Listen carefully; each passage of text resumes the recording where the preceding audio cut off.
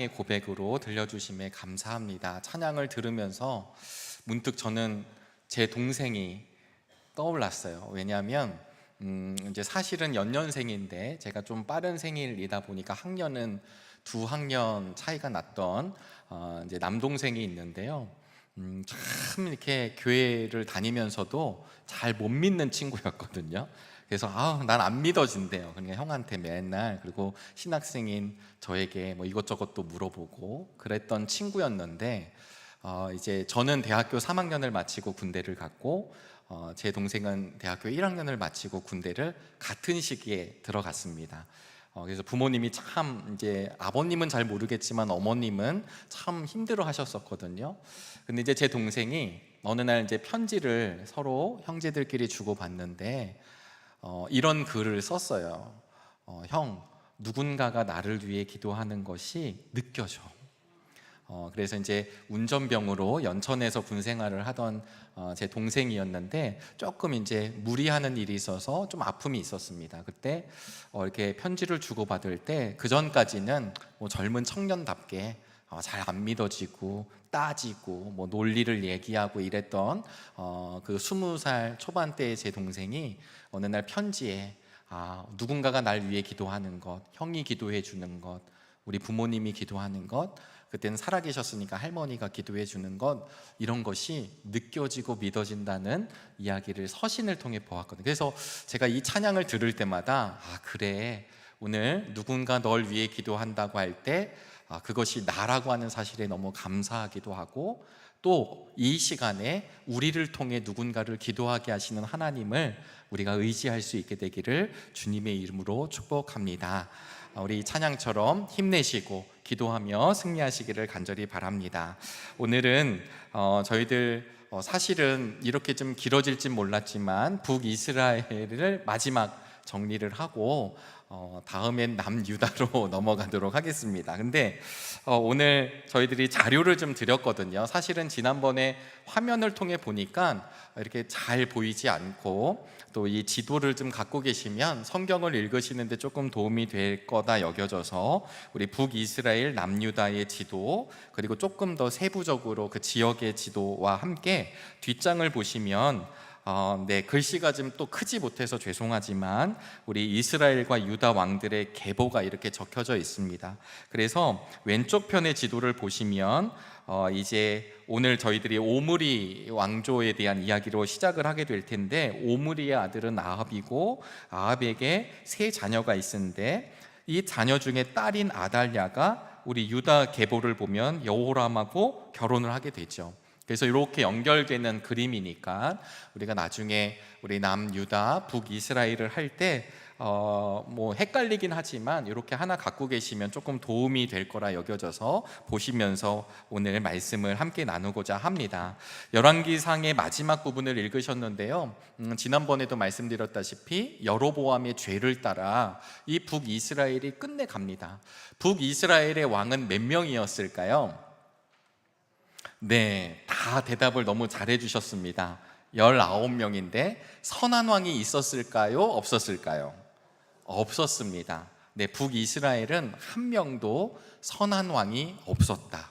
왜냐하면 처음부터 여로보암 1세가 처음부터 이 하나님을 의지하지 못하고 금송아지를 만들어 숭배했다, 베델과 단에 만들었다라고 하는 이야기. 그래서 여로보암의 죄를 따라 걸어갔던 북이스라엘에 대한 이야기를 우리 지지난주에 함께 나누었습니다. 그러면서 여러분, 네 번째 왕까지 등장을 하게 되는데, 우리 네 번째 왕이 누구냐면 엘라입니다. 이 엘라 왕이 한 병사에게 이제 죽게 되는데요, 이때 이 엘라 왕을 잡은 사람이 시므리였어요. 시므리가 며칠 동안 왕이었었을까요? 7일입니다. 7일. 이 7일 동안 그가 왕을 잡고 너무 좋아했었지만 결국은 그도 또다시 죽임을 당하게 되는데, 이 시므리가 반역한 것을 굉장히 불편해했던 사람이 바로 오므리였었습니다. 여러분, 시므리, 오므리 다 비슷해 보이지만 이 오므리로부터 가장 하나님이 보시기에 악했던 왕조, 여러분, 우리 화면을 잠깐 보실까요? 전에도 말씀드렸다시피 우리 이스라엘 역사를 보면 북이스라엘은 9개의 왕조로 이루어졌다라고 말씀드렸어요. 근데 이 시므리로 사실은 왕조에 들어가게 되죠. 그런데 이 시므리가 왕조가 되는 이유는 무엇이냐면 왕을 잡았기 때문이에요. 그러니까 내 밑으로 계승되지 않고 왕이 피의 어떤 개혁이나 변혁에 의해서 바뀌게 되면 그것을 왕조라 하기 때문에 길지 않아도 단 7일이어도 왕조라 칭하니까 8번의 쿠데타가 일어났다라고 생각하시면 될 것 같습니다. 그래서 이 시므리를 오므리가 잡게 되고요.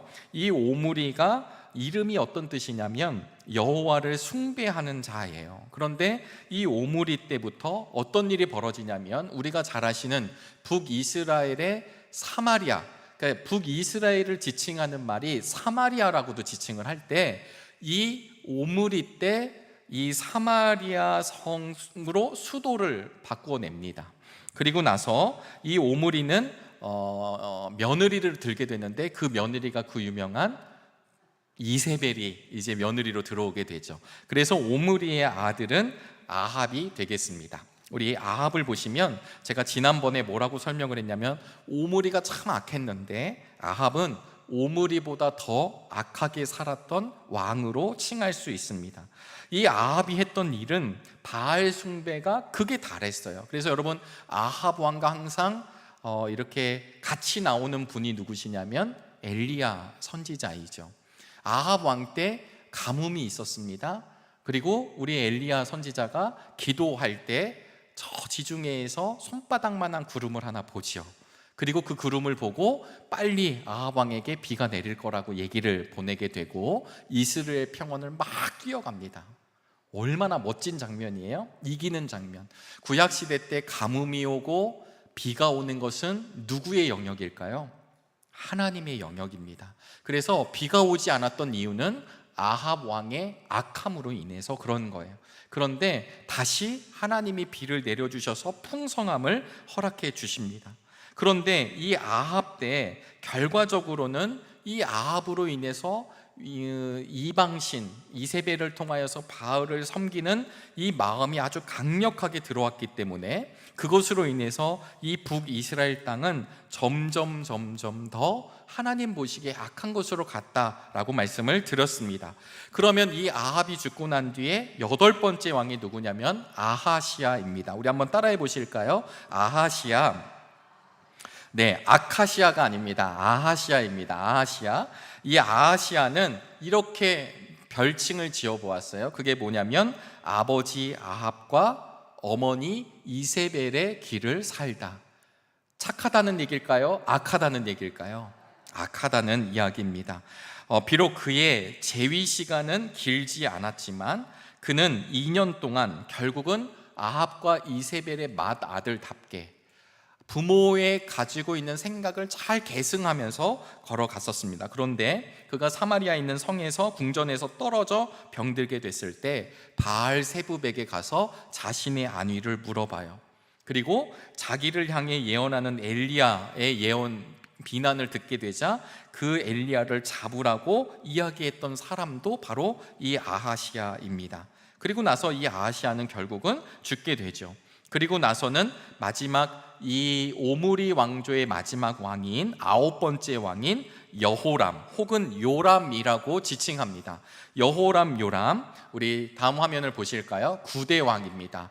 우리 여호람은요 어떤 한계가 있었냐면 여로보암의 한계를 벗어나지 못하고 살았던 왕이었습니다. 그러니까 여러분, 지금 경중이 있지만 북이스라엘의 왕들 지금 19명 중에 지금 9번째 왕이 왔어요. 이 9번째 왕은 오므리 왕조의 마지막 자녀입니다.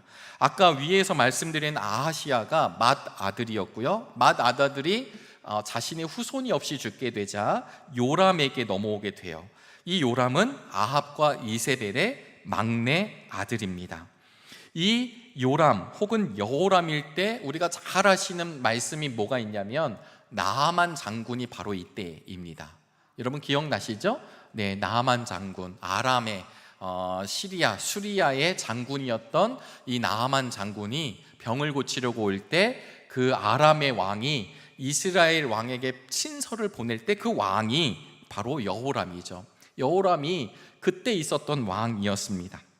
그런데 결국은 이 왕조 자체가 정확하게 하나님을 향해 온전히 걸어가고 있지 못하니까 하나님은 또다시 이 가문을 멸하시고 새로운 왕을 준비하고 계세요. 그래서 그게 누구였냐면 이스라엘 역사에서 가장 중요하게 다루는 사람이기도 한 예후라고 하는 사람이 등장하게 됩니다. 우리 10번째 왕 예후입니다. 우리 예후의 별칭을 한번 읽어보도록 하겠습니다. 시작. 악한 왕조를 멸하고 그들처럼 악하게 살다. 여러분, 예후가 이 여호람을 잡을 때요 기름 부음을 받습니다. 그래서 이 하나님의 예언을 듣게 돼요. 그 예언의 도구가 됩니다. 저희가 이제 지금 뭐 이렇게 긴 시간은 아니지만 왕들의 스토리를 조금씩 다루고 북이스라엘의 이야기를 다루고 있는데요, 이 예후라는 이름의 뜻은 그는 여호와십니다 라는 뜻을 갖고 있어요. 제가 이제 계속 이름을 말씀드리는 이유는 이 이름에 하나님을 찬양하고 하나님께 부침받은 이름을 갖고 있음에도 불구하고 그렇게 살지 못한 왕들의 얘기가 계속 등장하고 있죠. 사실은 이 예후 왕조를 시작한 예후도요 오므리 왕조일 때 아합 왕의 군대 장관이었습니다. 그러니까 이 역사를 잘 보면요 계속 왕이 쿠데타를 일으키고 쿠데타를 일으킨 그 왕을 보필하는 군대 장관이 또 쿠데타를 일으키고, 여러분 이게 참 아이러니하지 않나요? 나를 향해 충성했었던 사람이 나를 파멸하는 도구로 계속 쓰임받고 있는 거예요.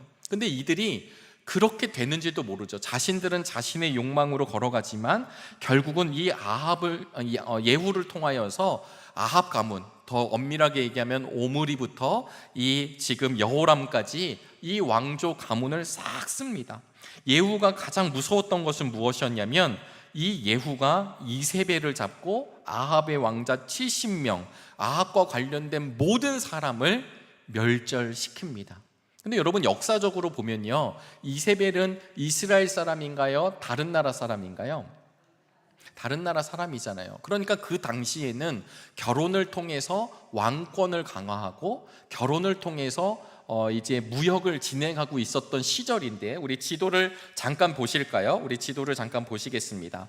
거기 보시면 지금 이세벨은 페니키아 사람이었습니다. 여러분 들어보셨죠? 페니키아, 그러니까 두로 사람이었는데 이 옆에 보시면 아람도 있고 암몬도 있고 모압도 있고 에돔도 있고, 그리고 이 주변을 더 확대하면 아수르도 있고 애굽도 있고 여러 강한 민족들이 있는데요, 지금 예후가 누굴 잡았냐면 아합 가문을 다 멸절시켰습니다. 이세벨까지 죽였기 때문에 이세벨의 나라인 이 페니키아는 기뻐했을까요? 열받았을까요?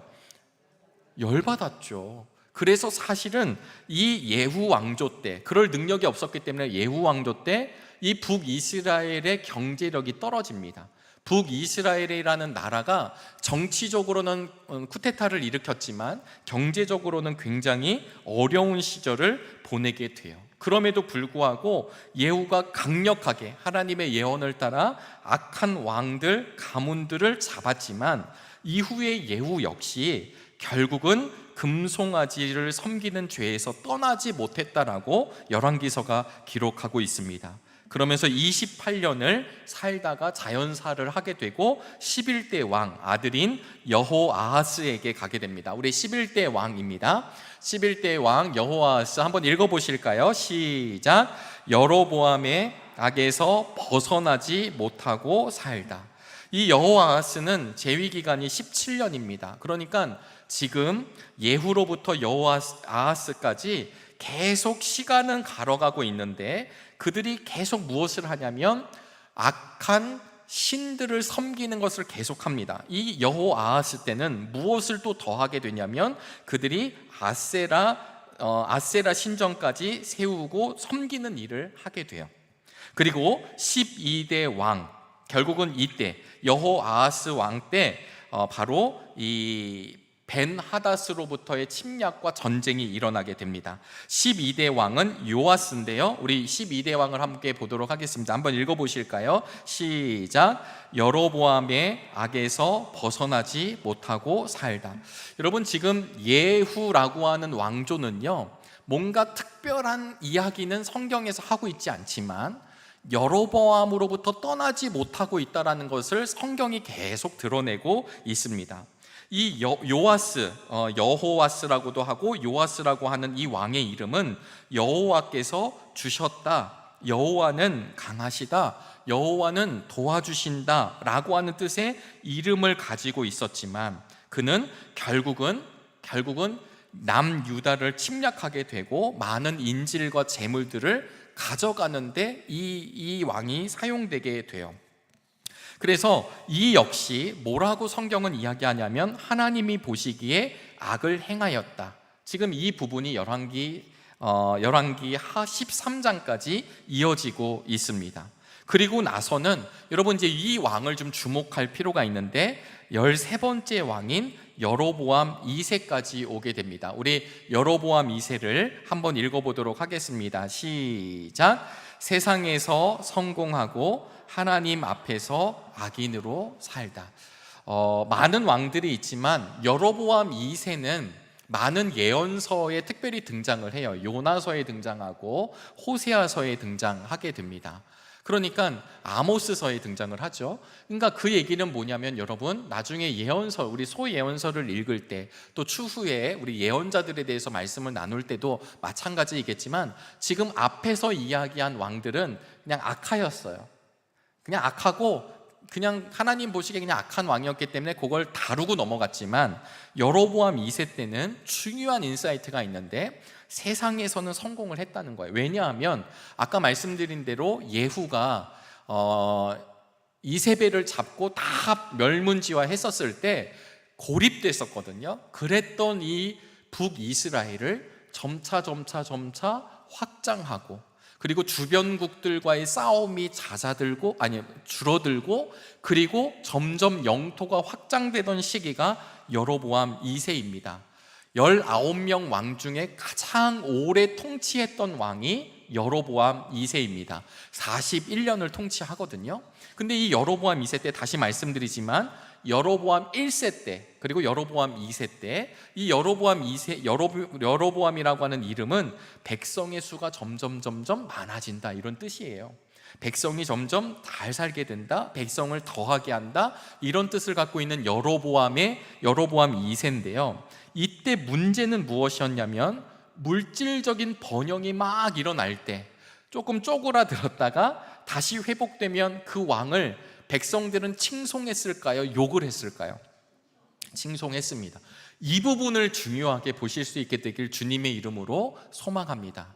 역사의 기록으로는 여로보암 2세 때 우리를 부강하게 하고 잘 살게 하고 아주 훌륭한 왕이다라고 그 시대 때의 사람들은 이야기했을지 모르지만, 성경에서, 그리고 하나님은 그의 중심이 자신들의 세상에서 잘 사는 것을 결코 높게 평가하지 않으셨다라고 하는 사실입니다.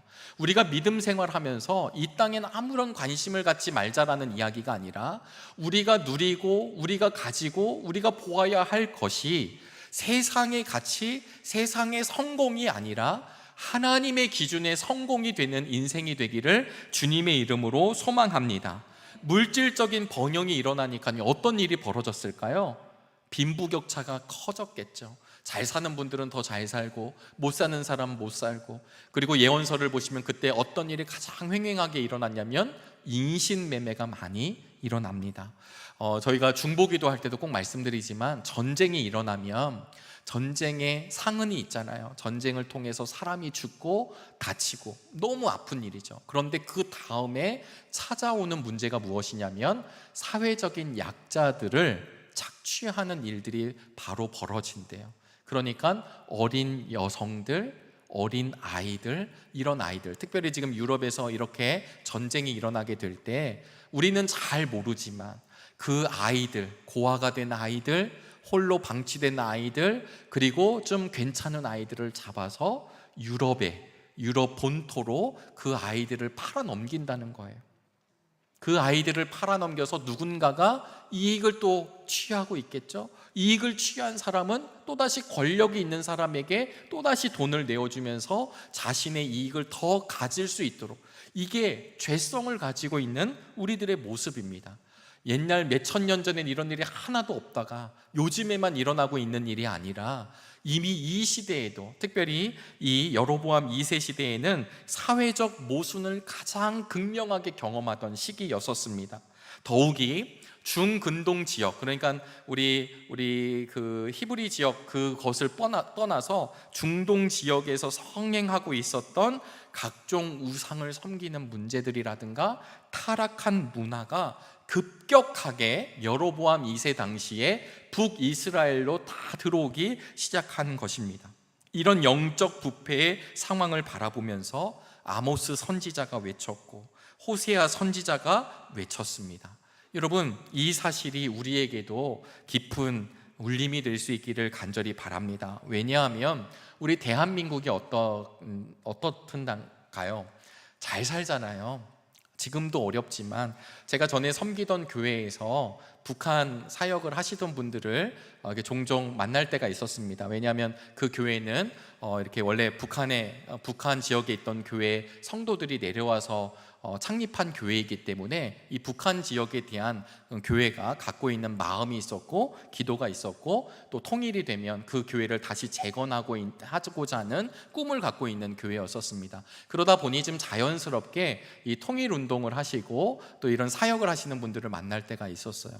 그런데 북한 사람들이 이 부분을 이야기한 것을 들은 적이 있는데, 그게 뭐였냐면 모스크바, 이게 러시아 본토는 아니지만 우리로 얘기하면 다른 이런 해안가 지역, 블라디보스톡이라든가 이런 지역에 우리 한국 사람들이 북한 사람들을 위해서 많은 무역들을 전개했대요.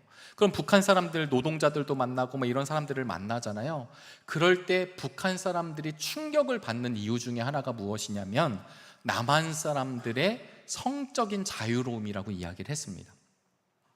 그래서 북한 사람들이 저 자유로운 남한 사람들을 보니까 좋기도 하였지만 저들이 들어오는 곳곳마다 우리 대한민국이 갖고 있는 좋지 않은 문화들이 그 일터 현장에서 그대로 벗어난다는 거예요. 돈으로 사람을 매수하고 또 돈 때문에 내가 통일을 위해서 일하는 것처럼 보여지지만 자기의 이익을 위해서 막 아주 극대화된 그 이기심, 이런 것들을 보고 사람들을 착취하고 성적인 문제들이 벌어지고, 여러분, 제가 이 말씀을 드린 이유는 뭐냐면 그것을 경험했던 그 사람들이 남한 사람 그러면 치를 떤다는 얘기를 어떤 선교사님이 하신 걸 들었습니다. 제가 정확하게 본 것이나 들은 건 아니지만 왜 이런 일이 벌어지는가? 우리 대한민국은 굉장히 잘 산다고 이야기를 하지만 잘 살면서 하나님을 더 견고히 믿고 하나님을 더 찬양하는 것이 아니라 이제 잘 살게 되었으니까 내 욕망과 내 욕심을 따라 걸어가는 그런 현상이 보여지는 거죠. 하나님을 믿는 사람들이 그렇게 많았음에도 불구하고 착취하는 문제가 끊이지 않고 사회의 구조적인 문제, 그 다음에 사회의 연약한 이들을 배려하지 않고 착취하는 문제가 끊이지 않고, 기독교의 리더들이라고 하면서 기독교인이라고 하면서도 교회 안에서는 거룩하였지만 나가서는 세상 사람들보다 더 악독하게 살아가는 수많은 익명의 크리스찬처럼 보이지만 그것이 마치 여로보암 2세 시대들처럼 하나님 보시기에 악하였고, 사람들은 여로보암 2세 왕을 칭송했지만 하나님은 악한 왕이라고 지적하고 있다는 사실을 기억할 수 있게 되기를 바랍니다. 이 여로보암 2세가 예후 왕조의 마지막 왕이 되고요, 41년을 통치했습니다. 얼마나 견고하게 했었고 얼마나 왕권이 강화됐을까요? 그리고 그 14번째 왕이 바로 그의 아들인 스가랴에게 왕권이 넘어가게 됩니다. 우리 14대 왕을 함께 보시도록 하겠습니다. 14대 왕입니다. 시작. 여로보암의 악에서 벗어나지 못하고 살다. 이 스가랴라고 하는 사람이 마지막 왕이 되는데요, 결국은 6개월밖에 통치를 하지 못하고 자신의 살룸이라고 하는 사람의 모반으로 죽게 됩니다. 41년을 통치했던 아버지에 의해서 6개월, 그러니까 그 안에 골마 있었던 문제들이 터져 나오면서 스가랴가 바로 왕위를 뺏기고 말아요. 그러면서 이 왕권을 잡은 사람이 살룸이라는 사람입니다. 우리 15대 왕 살룸입니다. 함께 보실까요? 시작. 쳐 죽이고 왕 되어 쳐 죽임 당하다. 네, 지금 이 스가랴 왕을 쳐 죽였거든요. 쳐 죽여서 왕을 죽이고 자기가 왕이 됐는데 불과 1개월 만에 므나헴이라고 하는 또 이 군인에게 잡히게 됩니다. 죽게 됩니다. 여러분, 지금부터는 북이스라엘이 계속 죽이면서 왕권이 바뀌는 시절로 바뀌게 됩니다. 그러니까 이 왕 살룸도 결국은 므나헴에게 잡히게 되죠. 우리 16대 왕 므나헴입니다. 므나헴, 우리 다시 한번 읽어보도록 하겠습니다. 시작. 왕이 되어 세상의 왕을 의지하고 살다. 여러분, 제가 조금 있다가 다시 한번 이 북이스라엘의 마지막을 정리하겠지만, 이 므나헴은 사실은 위로하다라고 하는 이름의 뜻을 갖고 있는데, 그가 하나님의 마음으로 위로하는 사람이 되지 않고 세상의 왕을 의지하고 살다. 여기서 말하는 세상의 왕은 아수르 왕인 디글랏 빌레셋을 의지했던 것을 이야기합니다. 그러니까 아수르라고 하는 이제 그 당시 가장 강력했던 제국에게 무릎을 꿇고 자신의 왕권을 의지했던 사람이 므나헴이 되죠. 10년을 버티지만, 10년 동안 있었지만 결국은 이 10년 뒤에 다시 이 부가이아에게 넘어가게 됩니다. 우리 17대 왕을 보도록 하겠습니다. 17대 왕 부가이아, 이름의 뜻 한번 보도록 하겠습니다. 시작. 여로보암의 악에서 벗어나지 못하고 살다. 여러분, 이제 성경에서는 이런 부가이아 왕이나 이런 사람들의 분량이 너무 작기 때문에 이렇게 크게 잘 모릅니다. 그런데 결국은 므나헴의 아들이었고요, 여로보암의 정책을 본받았기 때문에 우상을 섬겼던 왕이었죠. 그런데 이 부가이아가 왕이 되자 그 다음에 2년 정도 지나고 난 뒤에 역시 마찬가지로 군 장관이었던 베가가 다시 이 므나헴을 잡습니다. 그리고 이 베가를 다시 누가 잡을까요? 호세아가 잡습니다. 우리 베가 이름 한번 보도록 하겠습니다. 18대 왕 베가입니다. 시작. 반역하여 왕이 되고 반역으로 죽다. 그리고 마지막 19대 왕 한번 보실까요? 19대 왕 시작.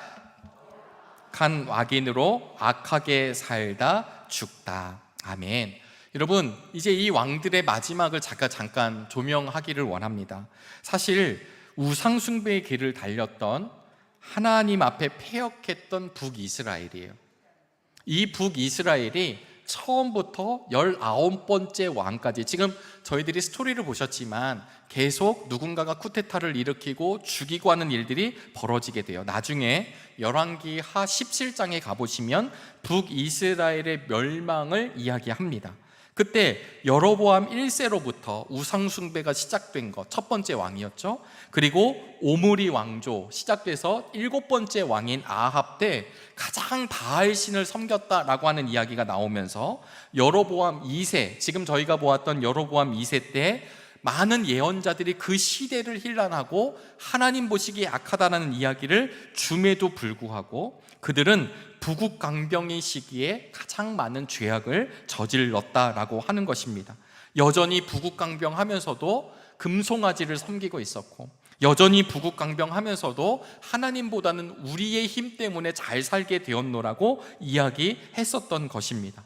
그리고 북이스라엘이 망할 수밖에 없었던 이유는 패권, 주변국이 어떻게 변하는지를 제대로 파악하지를 못했습니다. 지금 마지막 왕들을 쭉 보셨는데요, 기원전 8세기가 되면 아시리아, 아수르라고 하는 신흥 강자가 등장을 합니다.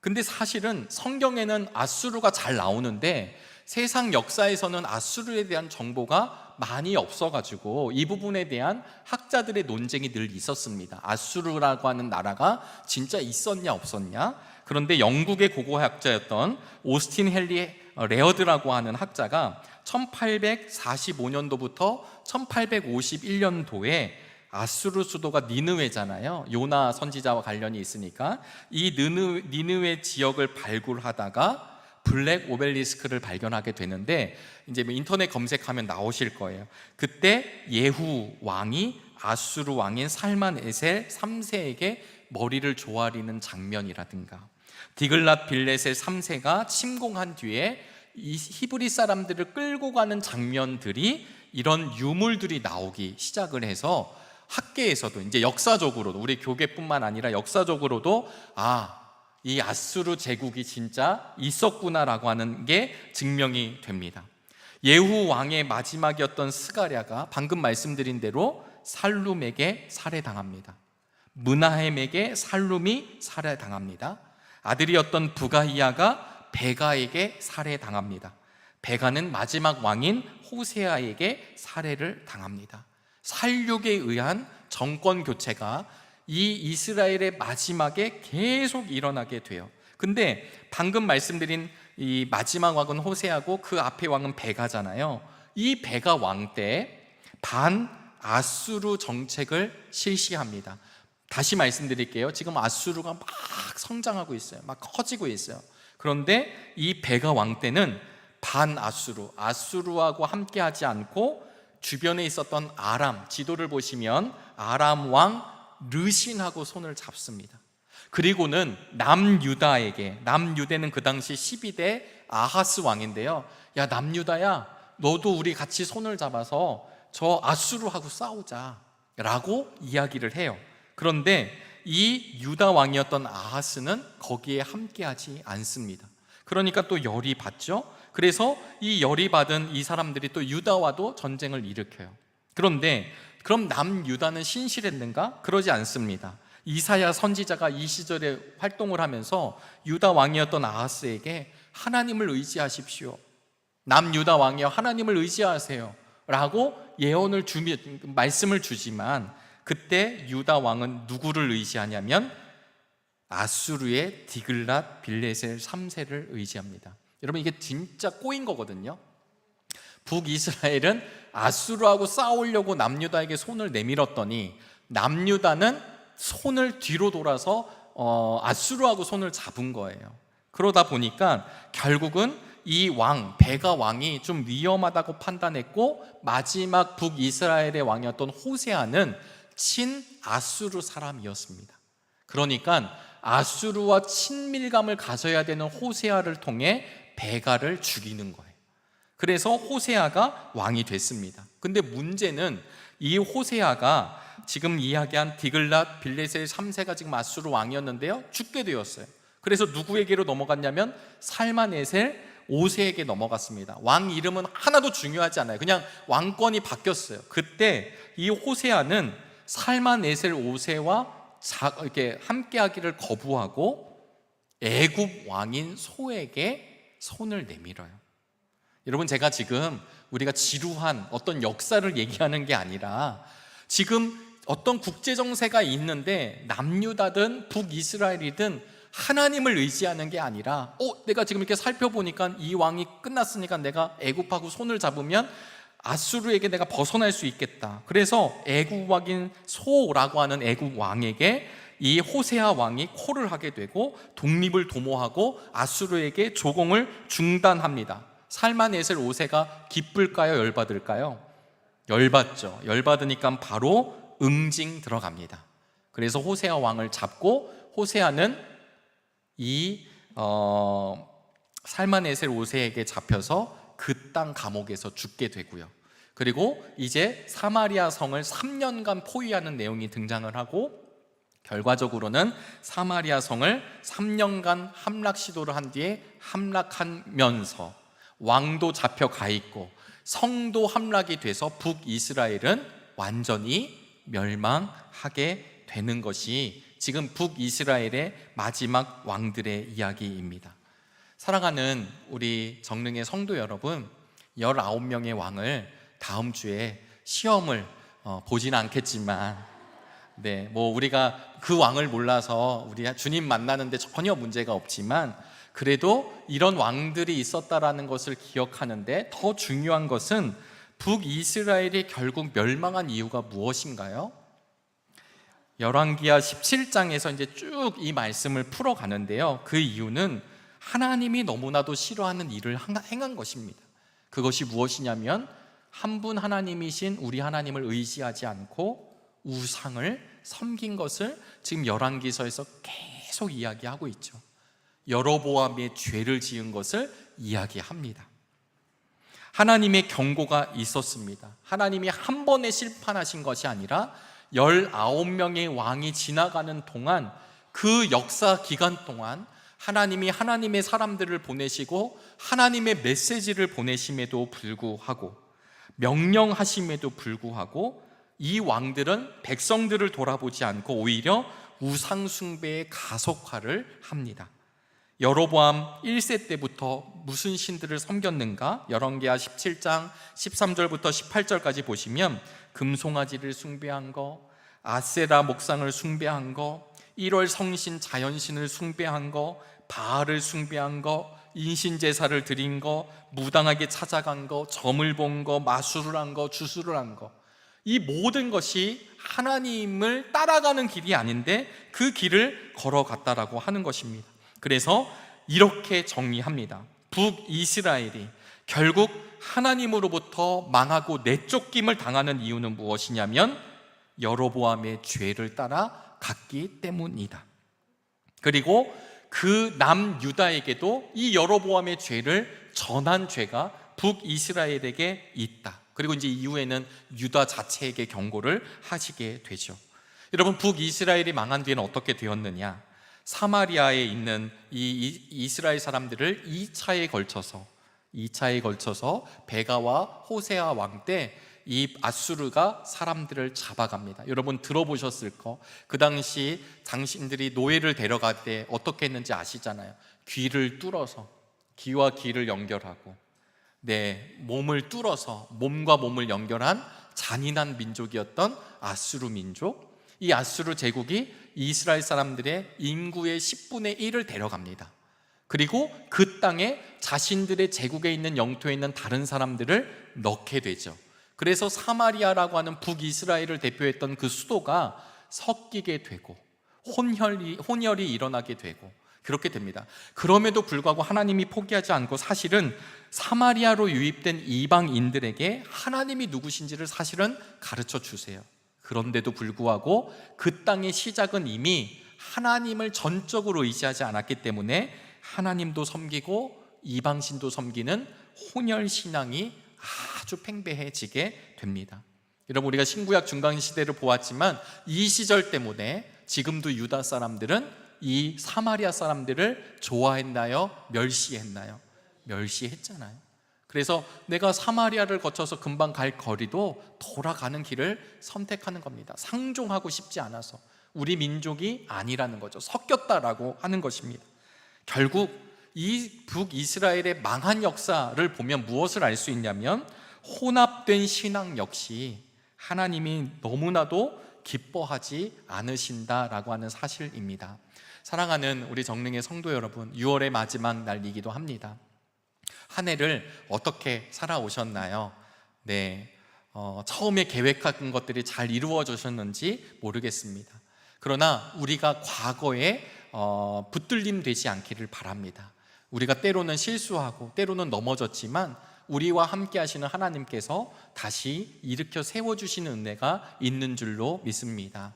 특별히 북이스라엘을 보면서 이런 19명의 왕, 그래 참 악한 왕들이었군, 왕을 세워달라고 했지만 왕대로 되는 것이 아니라 결국은 이 왕이 이렇게 부패했다는 이야기는 그 당시 백성들은 볼 것도 없었다라고 하는 이야기입니다. 우리가 이런 것을 바라보면서 하나님, 이 시대에 우리들을 신앙인으로 세워준 것을 기억하게 하여 주시옵소서. 하나님, 우리들을 통해 살아계신 주님이 조금이라도 드러날 수 있는 인생이 되기를 원합니다. 혹여나 내가 이 시대의 여러 가지 것들에 혼합된 것은 아닌지, 하나님만 의지한다고 하면서 다른 것을 의지하면서 양다리를 걸치고 있는 것은 아닌지 기억할 수 있게 되길 주님의 이름으로 축복합니다. 긴 시간 우리 북이스라엘을 드디어 마치게 되고요. 다음에 남유다로 남유다는 조금 더 제가 더 잘 준비해서 늘어지지 않도록 그렇게 하도록 하겠습니다. 이 역사를 다시 한번 되새겨 보면서 우리는 그러한 여로보암의 길을 걷지 않게 되기를 주님의 이름으로 축복합니다. 잠시 기도하겠습니다. 하나님, 참 감사합니다. 죄성이 있는 우리들, 연약한 우리들 뿐만 아니라 역사를 보면 날마다 넘어지는 그 연약함을 바라봅니다. 그러나 그럴 때마다 하나님 말씀하여 주시고 외치시고 하나님의 사람들을 보내주시고, 그러므로 인해 돌아오라 말씀하시는 하나님의 음성에 우리의 귀가 열리기를 원하오니 함께하여 주시옵소서. 특별히 우리 정릉교회를 우뚝 세워주심을 감사합니다. 우리 교회만 세워진 것에 감사한 것이 아니라 우리 정릉교회를 통해 이 지역이 살고 이웃들이 살고 하나님, 이 나라가 사는 은혜를 함께 누리게 하여 주시옵소서. 예수 그리스도의 이름으로 기도하옵나이다. 아멘. 우리 이 시간에 우리 옆에 계신 분들과 함께